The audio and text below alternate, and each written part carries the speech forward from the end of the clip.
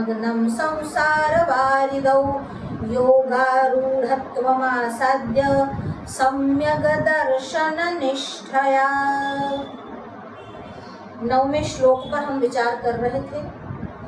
9वें श्लोक में कहा गया उद्धरेत आत्मनात्मानम, आत्मा यानी मन के द्वारा, शुद्ध ऐसे मन के द्वारा आत्मा का उद्धार कीजिए। आत्मनामात्मनम उद्धरेत मग्नम संसार वारिधौ। ये मन कैसा है? संसार रूपी वारिधि यानी संसार रूपी सागर में निमग्न है, और ये निमग्न होने के कारण उसको जो भी आसक्ति है, जो भी संसार के विषयों के प्रति उसकी रुचि है, वह छोड़ नहीं पा रहा। इसीलिए ऐसे मन को विवेक से, शास्त्र जनित विवेक से उसको नियंत्रित करना चाहिए, और ऐसा नियंत्रित हुआ मन ही आत्मा का उद्धार करने में सक्षम होता है। और ऐसा मन, ऐसी अवस्था कैसे बनती है? तो कहते हैं योगारूढ़म आसाद्य, योगारूढ़ होने पर ऐसी अवस्था बनती है। कल हम बात कर रहे थे 3 प्रकार के शरीर। ये शरीर कौन कौन से है? तो कहते हैं स्थूल शरीर, सूक्ष्म शरीर और कारण शरीर। स्थूल शरीर ग्रॉस बॉडी, सूक्ष्म शरीर सटल बॉडी, कारण शरीर कॉजल बॉडी। अब ये 3 शरीर भी आत्मा नहीं है। इन तीनों शरीर से भी अतिरिक्त आत्मा का अस्तित्व है। यह जो देखता है वही देखता है, और उसका ही दर्शन सम्यक दर्शन है, वही योगारूढ़ है। 3 शरीर से ऊपर उठकर जो आत्मा के अस्तित्व को न केवल मानता है, जानता भी है, वही योगारूढ़ है। टीकाकार कहते हैं अनाद्य विद्यावशात् अग्नः कर्ता मनुष्योऽहम् इत्यादि रीत्या स्थूल सूक्ष्म कारण शरीरेषु अनात्मसु अहमिति स्वरूप अप्राप्या स्थितिरेव संसार वारिधि मग्नत्वम् असंगत सच्चिदानंद रूपस्यात्मनः। अनादि अविद्यावशात्, कई वस्तुएं अनादि है और अनंत नहीं है, पर ब्रह्म ऐसा है जो अनादि है और अनंत भी है। माया के विषय में, अविद्या के विषय में यह कहा जाता है वह अनादि तो है पर वह शांत है। शांत का अर्थ है उसका अंत जो है वह होता है। अब कैसे? बहुत समय से, पता नहीं कितने समय से किसी गुफा में अंधकार है। उस गुफा में आप गए और उस गुफा में जैसे ही आपने अग्नि को जलाया, जैसे ही आपने माचिस को सलगाया, दिया जलाई, तुरंत ही अंधकार नष्ट हो गया। तो अंधकार कब से था? पता नहीं कब से था, अनादिकाल से था। पर जैसे ही ज्ञान रूपी प्रकाश हुआ, उस अविद्या रूपी अंधकार का, अज्ञान रूपी अंधकार का नाश हुआ। तो ये जो अविद्या है वो कैसी है? अनादिकाल से है। इसीलिए कहा अनाद्य विद्यावशात्। अध्यास भाष्य में भगवान आद्य शंकराचार्य कहते हैं कि सत्य ऐसी वस्तु में या एक वस्तु में अन्य वस्तु का भास होना, और अन्य व्याख्या भी उसमें दर्शाई है। स्मृति रूप परत्र पूर्व दृष्टावभासः अध्यासः। स्मृति रूप कोई वस्तु स्मृति में यानी मेमोरी में है, स्मृति रूप परत्र पर कहीं और, पूर्व दृष्टावभासः पहले जो देखा है, पूर्व दृष्ट जो है पहले यानी previously what we have seen, पहले जो देखा है उसकी स्मृति बन जाती है। जैसे आपको कभी किसी ने बताया कि गाय सदृश जो है वह नील गाय है, जो वन में अक्सर पाई जाती है। आपने बहुत वर्षों पहले वन में गए और नील गाय देखी। अब बहुत सालों बाद पुनः जब आप नील गाय देखोगे तब अपने बेटे को कहोगे, बेटा ये गाय जैसी दिखती है, वह गाय नहीं, वह नील गाय है। तो स्मृति में वह नील गाय पहले थी या किसी से उसके विषय में सुना था, स्मृति में थी, और जो पूर्वदृष्ट पूर्वश्रुत भी हो सकता है। तो पूर्वदृष्ट होने के कारण जो स्मृति में थी, ऐसी स्मृति को अन्यत्र या परत्र कहीं और बचपन में या बहुत साल पहले किसी ने, या पहले प्रीवियसली किसी ने सर्प देखा है। अंधकारवश एक कमरे में जाने पर वहाँ जो रज्जू पड़ी है उसका आकार कुछ इस प्रकार बना हुआ है कि अंधकार के कारण आपको उस रज्जू में सर्प दिखता है और आप डर जाते हो। पहले सर्प देखा है, उस सर्प की स्मृति बनी हुई है, इसके कारण उस रज्जू में जो वस्तुतः सर्प नहीं है, आप सर्प की भ्रांति करते हो, सर्प का आरोप करते हो। इसी का नाम है अध्यास। स्मृति रूप परत्र पूर्व दृष्टावभासः अध्यासः। अन्य व्याख्या भी अध्यास की आई है। अध्यास को इंग्लिश में कहते हैं सुपर इम्पोजिशन।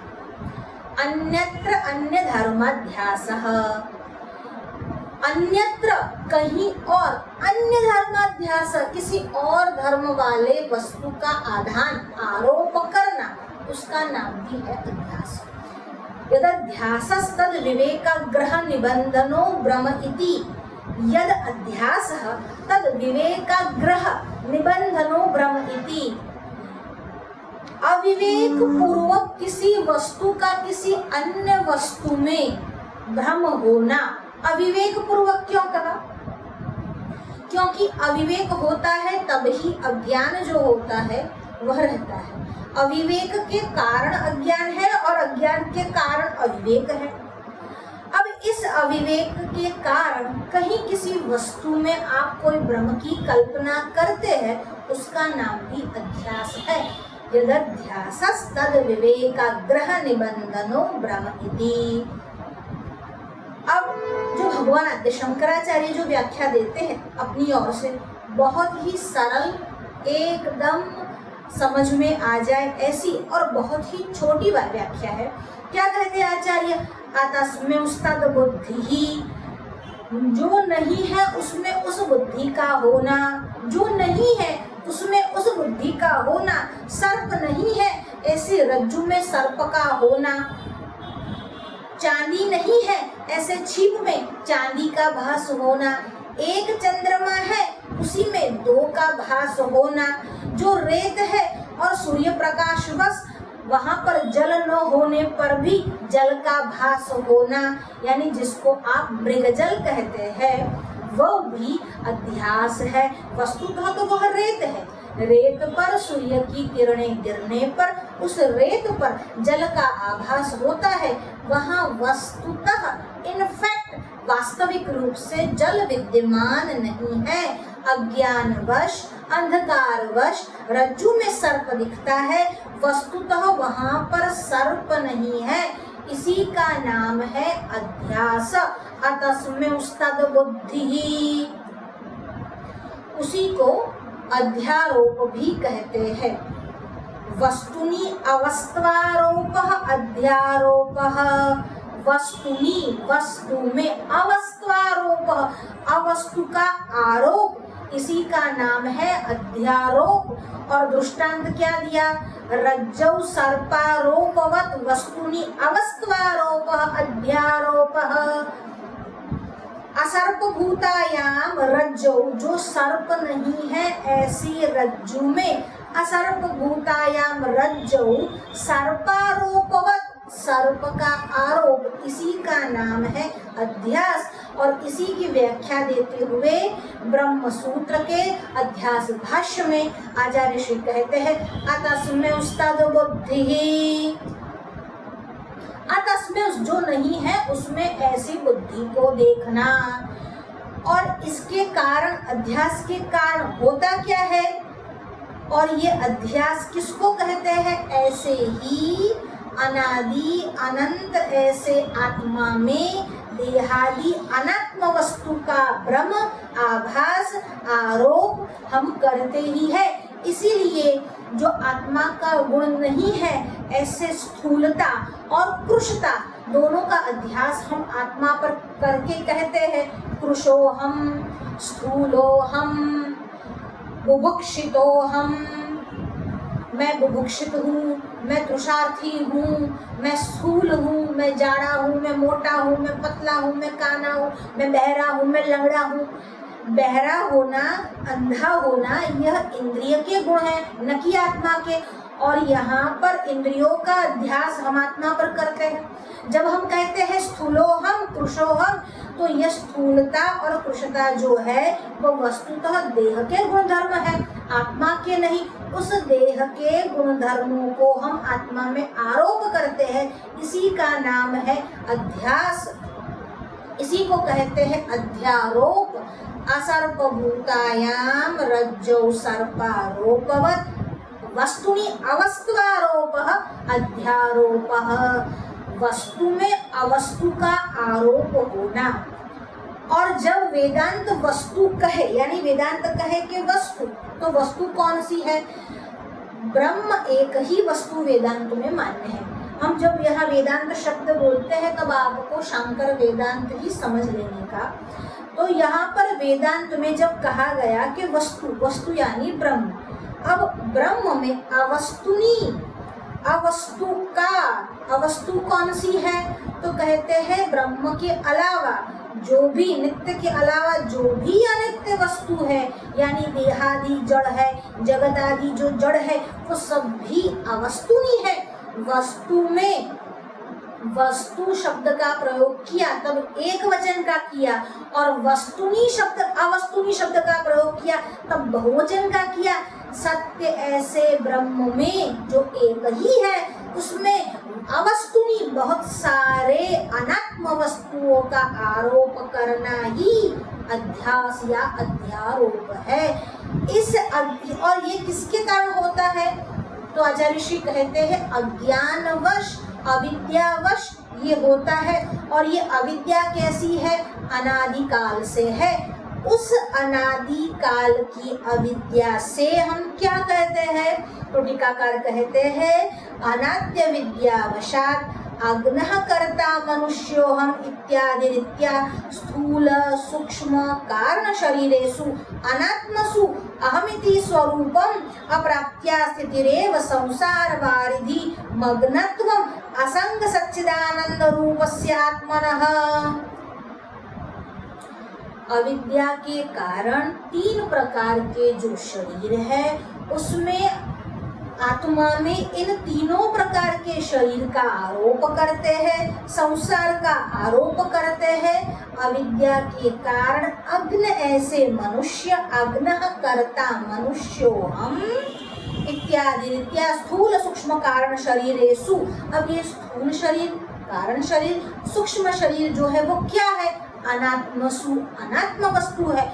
वस्तुतः आत्मा नहीं, आत्मातिरिक्त है।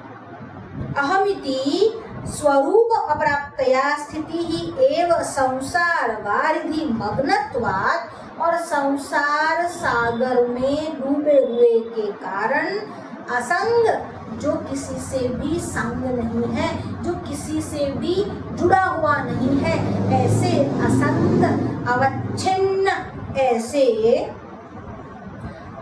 असंग सच्चिदानंद स्वरूपस्य आत्मनः। असंग और आत्मा का स्वरूप कैसा है? सत, चित और आनंद ऐसे आत्मा का, अनात्मा, अनात्मा का, स्थूल शरीर ऐसे अनात्मा का, ऐसे आत्मा में हम आरोप करते हैं।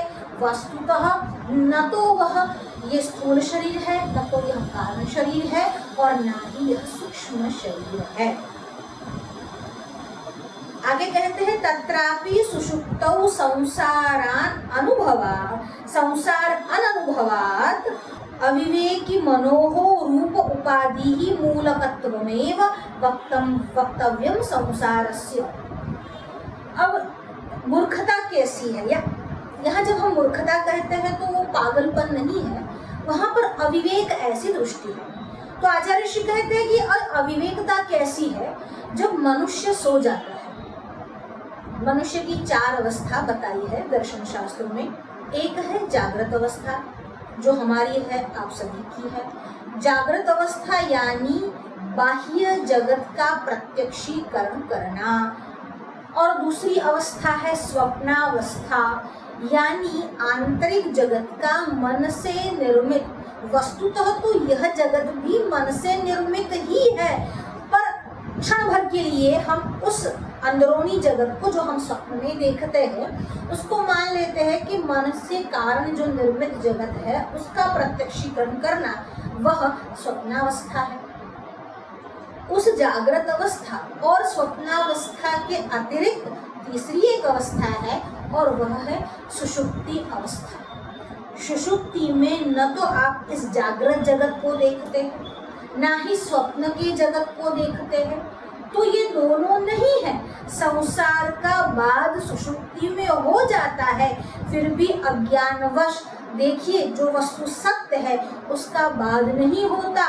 आत्मा जागृत में है, स्वप्न में है, सुषुप्ति में है, तुरीय यानी चतुर्थ में है, उसका बाद नहीं होता।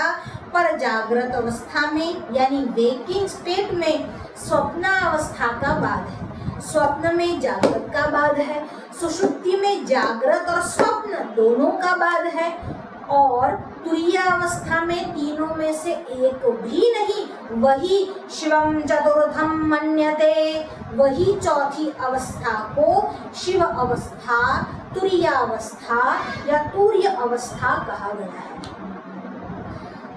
जिससे दूसरे का बाद हो जाए वह सत्य नहीं होता। जागृत में स्वप्न का और स्वप्न में जागृत का बाद होने से दोनों ही अवस्थाओं को गौड़पाद कारिका में वितत कहा गया है। देखिए गौड़पाद जी का जो सिद्धांत है, भगवत गौड़पाद का जो सिद्धांत है, वह यह है अजातवाद। वह तो इस जगत को शशशृंग की भांति असत ही मानते हैं। भगवान आद्य शंकराचार्य जगत की व्यवहारिक सत्ता स्वीकार करते हैं, पर परमार्थ में पारमार्थिक रूप से जगत सत्य नहीं है। जगत की व्यवहारिक सत्ता को मानते हुए जगत को मिथ्या कहा, पर गौड़पादाचार्य तो वो बात करते ही नहीं, वह तो परमार्थ में ही राजते ऐसे योगी है, और इसीलिए जगत को शशशृंगवत, शश यानी खरगोश, જેને આપણે ગુજરાતીમાં કહીએ છીએ સસલું, રેબિટ, और शशशृंगवत यानी खरगोश के श्रृंग यानी सींग जैसा। अब खरगोश का सींग ही नहीं होता, जैसा खरगोश का सींग असत है, वैसे ही गौड़पादाचार्य कहते हैं यह जगत भी असत है। पर भगवान आद्य शंकराचार्य जगत की व्यवहारिक सत्ता को मानकर पारमार्थिक रूप से यानी परमार्थ में जगत की सत्ता नहीं है ऐसा बताते हैं। और अभी हम उसके विषय में अधिक चर्चा न करते हुए यह कहते हैं कि सुषुप्ति में यह संसार भासमान नहीं होता, फिर भी हम इस संसार को सच माने हुए हैं, सच में हम अविवेकी है। भगवान शंकराचार्य यहाँ पर हंसी उड़ाते हैं कि जिस जगत को, जिस संसार को तुम स्वप्न में नहीं देखते और सुषुप्ति में तो संपूर्ण रूप से नहीं देखते, उसको भी तुम सत्य मान कर चलते हो, ये कैसी बात है, ये कैसा पागलपन है।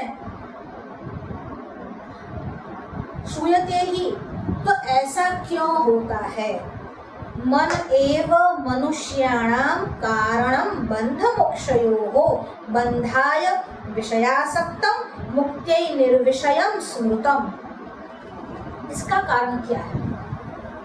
हम बहुत प्रयत्न करते हैं, पर पुनः पुनः उस ओर यानी विषय की ओर हमारा मन खींचता ही जाता है। अभी कल ही एक जिज्ञासु का प्रश्न था कि मैं बहुत संकल्प करता हूँ कि मुझे ये करना है, ये पढ़ना है, यहाँ जाना है, वहाँ जाना है, यह तपश्चर्या करनी है, यह यज्ञ याग आदि करना है, पर वो मेरा संकल्प मानो कि पूरा ही नहीं होता। एक तो जो हम संकल्प करते हैं कि यह करना है, उसको अगर कल पर छोड़ दिया तो वह पूरा नहीं होगा। जब मन में संकल्प उठा और जब मन में यह भाव आया कि पढ़ना है, मन में यह भाव आया कि तप करना है, मन में यह भाव आया कि भक्ति करनी है, तुरंत इसको अमल में रखना चाहिए। एक बार कोई याचक युधिष्ठिर के पास आया और युधिष्ठिर के पास जब आया और वो मांग रहा था कि उसको कुछ धन की आवश्यकता थी। अब युधिष्ठिर उस समय पूजन कर रहे थे। युधिष्ठिर ने कहा, बिल्कुल आप आए हो भूदेव, हमारे द्वार से आप खाली हाथ तो नहीं जाओगे। आप ऐसा करो, कल आ जाओ, हम आपको कल जो भी आपकी इच्छा होगी, जो भी दान हम दे सकेंगे आपको देंगे। जब वो भूदेव जा रहा था तो सामने से भीमसेन आए और भीमसेन कहने लगे, क्या हुआ, आप कुछ कार्यवश यहाँ पर आए थे? कहा हाँ, मैं कुछ दान की इच्छा से आया था। कहा नहीं मिला? नहीं मिला, क्यों नहीं मिला? युधिष्ठिर ने कहा, राजा ने कहा कल आकर ले जाना। भीमसेन ने कहा ठहरो। भीमसेन ने क्या किया, एक बड़ा सा नगाड़ा लिया, उस नगाड़े को बराबर बीच चौराहे पर जाकर वो खड़ा हो गया और जोर जोर से नगाड़ा बजाने लगा और कहने लगा, युधिष्ठिर ने काल पर विजय प्राप्त कर ली है, युधिष्ठिर ने काल पर विजय प्राप्त कर ली है। अब लोग वहां पर एकत्रित होने लगे, इकट्ठे होने लगे और कहने लगे, अरे क्या बात है, युधिष्ठिर अमर हो गए, युधिष्ठिर ने काल पर विजय प्राप्त कर ली। अब युधिष्ठिर के कानों तक ये बात पहुंची और युधिष्ठिर एकदम से दौड़ते हुए वहां पर आए और कहने लगे, अरे अरे तू क्या बकवास कर रहा है, तुझे ऐसा किसने बताया कि मैंने काल पर विजय प्राप्त कर ली? तो तब भीमसेन ने क्या कहा, देखिए बहुत सुंदर बात भीमसेन करते हैं। कई लोगों का ऐसा मानना है कि भीम केवल खाने और लड़ने की ही बातें करता है, पर ऐसा नहीं है। भीमसेन बुद्धिमान है और भीमसेन कहते हैं, आपने इस ब्राह्मण को कहा कल आकर दान ले जाना, कल आपका शरीर रहेगा कि नहीं रहेगा? आपको पता है, अगर आपके मन में कोई अच्छा विचार आया है, सत्कर्म करने की इच्छा हुई है, तो तुरंत वह सत्कर्म कर दीजिए। कल किसने देखा, कल हो न हो, इसीलिए जब सत्कर्म करने की इच्छा हो, मन में कोई संकल्प हो, तो आज ही उसे पूरा करने को ठानिए। आप पूरा करने का प्रयत्न कीजिए। लोग प्रयत्न में देरी करते और फल की आकांक्षा बहुत जल्दी करते हैं, उनको फल आज का आज ही चाहिए। देखिए, फल में जल्दबाजी मत कीजिए और कर्म करने में, प्रयास करने में, सत्कर्म करने में देर मत कीजिए। तो यहाँ पर कहा, मन एव मनुष्याणां कारणं बंध मोक्षयोः। मन ही कारण है। किसका कारण है?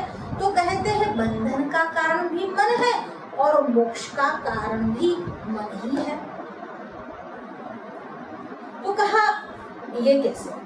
अब एक दृष्टांत से हम इस बात को आपको समझाते हैं। एक समय में एक राजा था। राजा की एक कन्या थी, राजकुमारी। अब राजकुमारी धीरे धीरे युवावस्था को प्राप्त हो गई। वजीर का एक बेटा था, वह भी युवान था। अब इन दोनों में मित्रता हो गई। राजकुमारी और उस वजीर के बेटे में आपस में मित्रता हो गई। अब जब मित्रता हो गई, राजा के कानों तक बात पहुंची कि अब इन दोनों में मित्रता अच्छी होने लगी है। अब राजा ने मन में विचार किया कि अगर बात आगे बढ़ गई और प्रजाजनों में ये बात फैल गई तो मेरी बदनामी है। राजा ने एक उपाय सोचा कि ऐसा कुछ किया जाए, ऐसा कुछ बहाना बुना जाए कि वो वजीर का बेटा जो है वो मर जाए और बात यहीं पर दफन हो जाए। अब उसने अपने वैद्य को बुलाया और कहा, तुम ऐसी एक बूटी बनाओ या ऐसी एक औषधि बनाओ कि जिसके कारण ये जो वजीर का बेटा है मर जाए और हमारे जो उसकी मौत है उसका कलंक हमारे सर पर नहीं आए। अब वजीर ने एक बहुत ही असरकारक एक औषधि बनाई और उस औषधि को उस डिबिया में रख दिया और कहा, जहाँ वजीर का बेटा सोता है उसके सिरहाने अगर ये औषधि रख दी जाएगी तो इस औषधि के गंध के कारण रात भर उसकी सुगंध अगर वो लेगा तो सुगंध लेने के बाद धीरे धीरे जहर जो है वो थोड़ा उसके भीतर चला जाएगा और ऐसा होगा कि एक समय वह जहर के कारण मर जाएगा। तो कहा ठीक है। अब राजा ने किसी सेवक को बुलाया और कहा कि ये जो डिबिया है वह वजीर के बेटे के सिरहाने तुम रख कर आ जाओ। अब वहाँ पर वो डिबिया रख दी। अब वो वजीर का जो बेटा था वह अफीम लेता था, यानी अफीम का वो आदी था। तो उसने सोचा शायद सेवक ने ये अफीम की डिबिया ही रखी है। उसने तुरंत वो सिरहाने से डिबिया उठाई और डिबिया खोली और उसमें से जो गोली रखी थी वो गोली को अफीम समझकर खा गया। अब गोली खाने के बाद भी दूसरे दिन वो मरा नहीं। अब जब मरा नहीं तो राजा को मन में शंका हुआ कि अरे ये कैसे हो गया, जिसकी सुगंध लेने मात्र से ही मनुष्य मर जाता है, उसको खाने के बाद भी ये मरा कैसे नहीं। उसने वैद्य को बुलाया और पूछा अरे मरा क्यों नहीं। तो कहा कि ऐसा हो नहीं सकता। तो नहीं उसने सूंघा नहीं, उसने खा गया। अरे जो सूंघने पर मर जाते वो खाने पर तो क्या हालत होगी। वैद्य ने कहा जो सूंघते हैं तो धीरे धीरे जहर चढ़ता है। और दूसरा कारण, उसका मन उसके आपे में नहीं है, उसका मन राजकुमारी में है, इसीलिए मन वहां होने पर ये जहर का असर भी उसको नहीं करा। इसलिए अगर राजकुमारी को लाया जाए, राजकुमारी को कुछ किया जाए, तब ही उस असर के कारण ही ये मर सकता है, उसके बिना नहीं। अब एक काम कीजिए, राजकुमारी को सजा धजा कर श्रृंगारित करके उसके सामने से आप वहां पर उसको गुजर जाने को बोलिए, और जैसे ही वो वहां से गुजरेगी और उसके पास नहीं आएगी, वह उसको देख नहीं पाएगा और उसके प्राण निकल जाएंगे। राजा ने कहा ठीक है। राजकुमारी को समझाया गया। राजकुमारी इस बात को नहीं जानती थी। वो श्रृंगार मतलब सज धज कर वहां से निकली और तुरंत उसकी नजर से गायब हो गई। अब जब राजकुमारी को उसने वापस नहीं देखा, अपने पास नहीं पाया, तो वो छटपटाने लगा और उसकी मृत्यु हो गई। तो कहा ऐसा क्यों हुआ। कहा उसका मन अपने आपे में नहीं था, उसका मन ही राजकुमारी में लगा था। मन एव मनुष्याणां कारणं बंध मोक्षयोः। मनुष्य के लिए बंधन और मोक्ष दोनों का कारण मन ही है। एक अश्व का व्यापारी था, उसके पास बहुत सारे अश्व थे, उसमें से बहुत कीमती अश्व भी थे।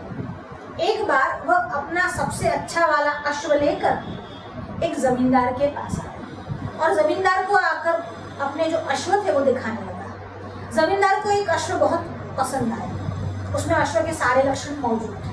अब जमींदार ने पूछा यह अश्व की कीमत क्या है, और उसने कहा 5 लाख रुपए। जमींदार ने कहा 5 लाख रुपए, ये तो बहुत है, इसका क्या कारण है। और दूसरे अश्व की कहा कोई 50,000 का है, कोई लाख रुपए का है, कोई 1.5 लाख का है। तो कहा इसकी कीमत 5 लाख है, ऐसा क्यों। तो उस अश्व बेचने वाले व्यापारी ने कहा कि ये जहां पर भी जाता है वहां से ये वापस नहीं लौटता, ये आगे ही आगे चलता रहता है। तो जमींदार ने कहा तब तो मैं इसको खरीद नहीं सकता, मेरे पास जमीन कितनी है, केवल 5 कोष जमीन है। अब इस 5 कोष जमीन के बाहर ये गया और वापस नहीं आया, तब तो मैं उसको वापस ही नहीं ला पाऊंगा, मैं ये घोड़ा नहीं खरीद सकता। व्यापारी ने कहा कोई बात नहीं, पर 5 लाख से कम मैं बेचूंगा नहीं। अब व्यापारी राजा के पास गया, राजा को बताए, घोड़े बताए। अब राजा ने कहा कि राजा को भी वही घोड़ा पसंद आया जो जमींदार को पसंद आया था। राजा ने कहा ये घोड़ा बहुत सुंदर है और इस घोड़े की कीमत बताओ। उस व्यापारी ने कहा कि इस घोड़े की कीमत 5 लाख रुपए है। उसने भी वही प्रश्न पूछा कि इस घोड़े की कीमत ज्यादा क्यों है। तो कहा ये जहाँ जाएगा वहां से वापस नहीं आएगा।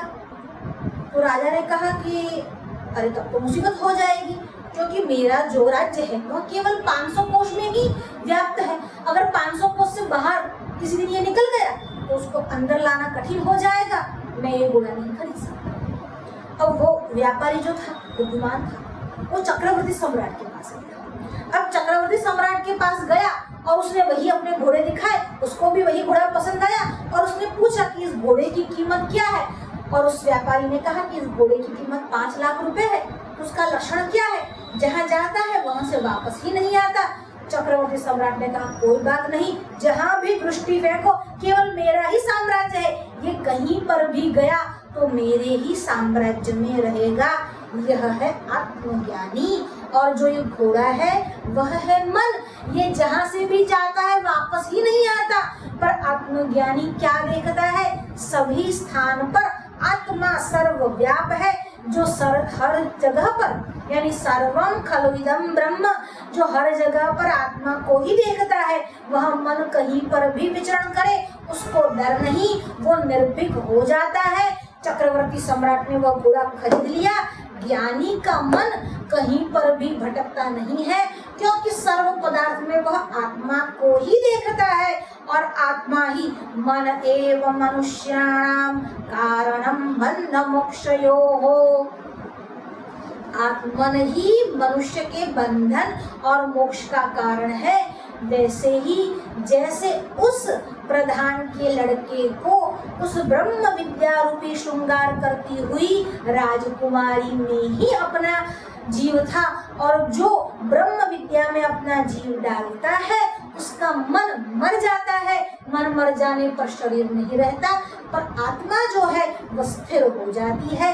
ऐसे ही मन एव मनुष्याणाम कारणम बंध मोक्षयोः। इसलिए शास्त्रकार कहते हैं बंधाय विषयासक्तम मुक्तयै निर्विषयम स्मृतम। ये बंधन कौन सा है? पहले तो ये कह दिया कि मन ही बंधन और मोक्ष दोनों का कारण है। अब ये कहते हैं कि ये बंधन क्या है और मोक्ष क्या है।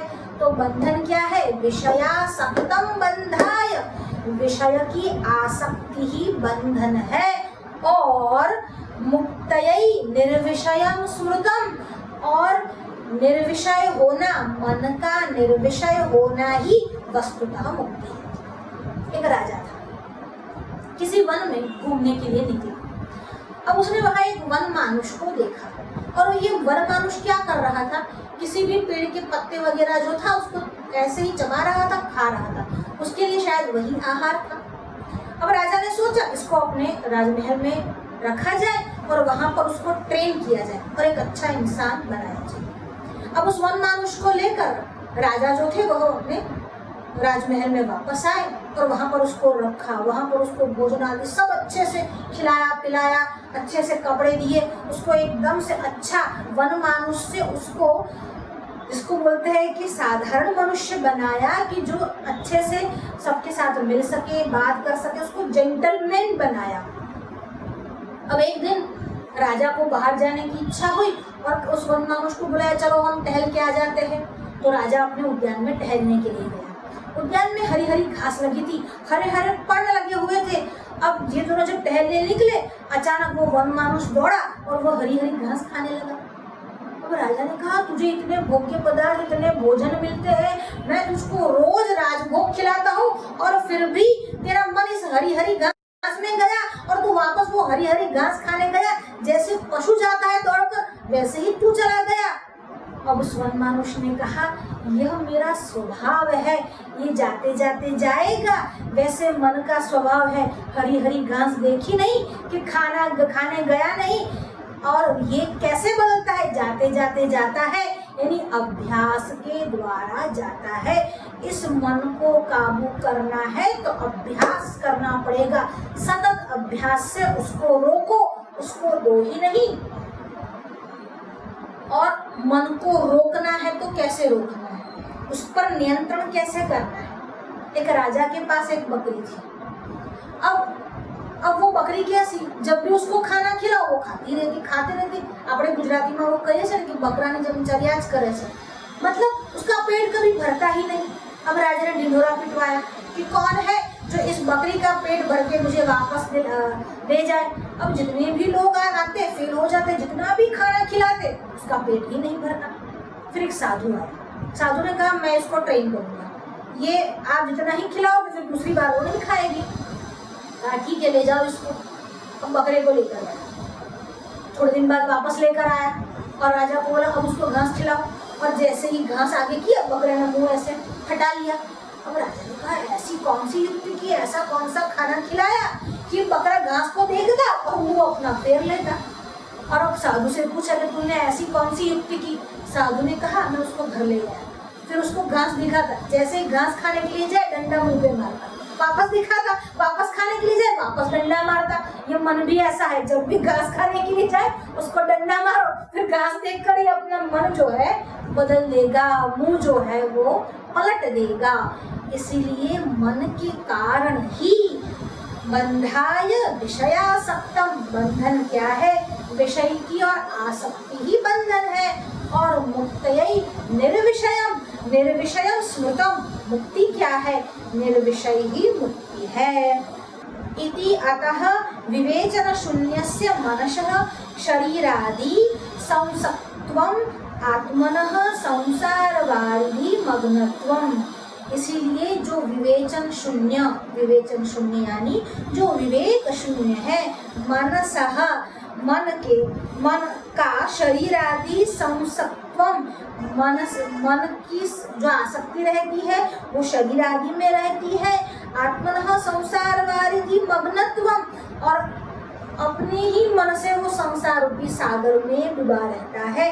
अतः उसको कैसे नियंत्रण में लाया जाए, उस पर रोक कैसे लाई जाए, तो कहते हैं श्रवण मननादि शास्त्रीय संस्कार संस्कृत मनो यदा भवति तदा भ्रमशून्यम आत्मयाथात्म्यम ज्ञानावाप्तया भवति अविवेकी मनः शास्त्रजन्य विवेकवता मनसा उद्धरेत् अनात्मभ्योपनयेत्।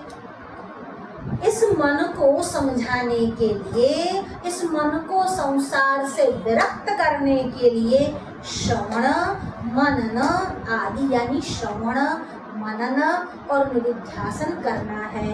पहले सत्संग करना है, पहले अच्छे अच्छे शास्त्रों का श्रवण करना है, फिर उसी श्रवण किए हुए शास्त्रों का मनन करना है, और फिर उस मनन किए हुई वस्तु का, सिद्धांतों का निधिध्यासन आत्मसात करना है, एग्जीक्यूशन करना है।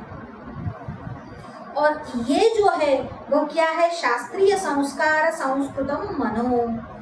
आप कहीं बाहर जाओ और आप जब खेत में जाते हो, मानो कि पूरे आम का पूरी बागीचा है, आम तोड़ के लाए, सीधे आप आम नहीं खाते, उसको धोते हैं फिर खाते हैं। अगर आप जो किसान है वह खेत में अन्न को बोता है, फिर उस अन्न को आप तोड़कर सीधे खाने नहीं बैठ जाते। उस अन्न का मार्जन होता है, पॉलिशिंग होता है, उसको पीसा जाता है, पीसने के बाद आटा वगैरह गूंदा जाता है, फिर उसकी रोटियां बनाई जाती है, बनाने के बाद पकाई जाती है और फिर घी को लगाकर रोटी खाई जाती है। यह जो है उसी का नाम संस्कार है। मलाप नयनम, उसमें जो अशुद्धि है उसको दूर किया जाता है। जब आप उसको छानते हो, उसको बीनते हो, उसमें से अशुद्धि आप दूर करते हो।